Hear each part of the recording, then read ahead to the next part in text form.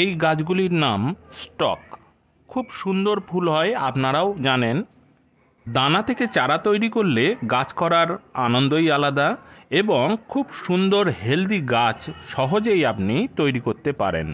আমি এখানে দেখুন একটি ট্রেতে কতগুলি গাছ আমি পেয়েছি। এতগুলি গাছ আপনি কিনতে গেলে কত টাকা খরচা হতো নিশ্চয়ই বুঝতে পারছেন।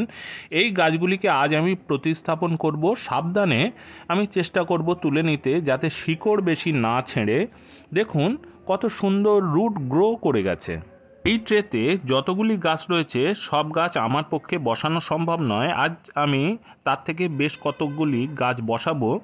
মাটি আমি অলরেডি তৈরি করেই রেখেছি, শোধন করা মাটি, তার সাথে আমি দিয়ে রেখেছি ট্রাইকোডার্মা ভিরিডি। টবের গাছের সবচেয়ে বড় অসুবিধা হচ্ছে গাছের শিকড় পচা রোগ। সেই কারণে মাটি শোধন আর তার সাথে ট্রাইকোডার্মা ভিরিডি, এটি একটি জৈব ছত্রাকনাশক।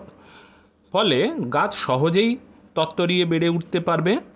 আর গাছ বসানো যে খুব বেশি কঠিন তা নয়।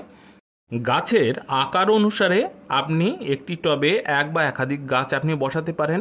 স্টক গাছ খুব বেশি বড় হয় না, সেই কারণে আমি এই গামলাতে আমি 2টি গাছ বসাবো। এবার মাটি দিয়ে ভালো করে গাছগুলিকে সোজা করে দিতে হবে। তারপর গোড়ায় জল দিয়ে ছায়া জায়গাতে আমি রেখে দেব, যাতে এই নতুন মাটিতে গাছ দুটি খুব সহজে সেট হতে পারে। আশা করি আমার এই ভিডিওটি আপনাদের ভালো লেগেছে। যদি ভালো লাগে একটি লাইক দেবেন, আর আমার চ্যানেলে নতুন হয়ে থাকলে অবশ্যই আমার চ্যানেলকে সাবস্ক্রাইব করে রাখবেন, যাতে আমার নতুন নতুন ভিডিওগুলি খুব সহজেই আপনার কাছে পৌঁছে যেতে পারে।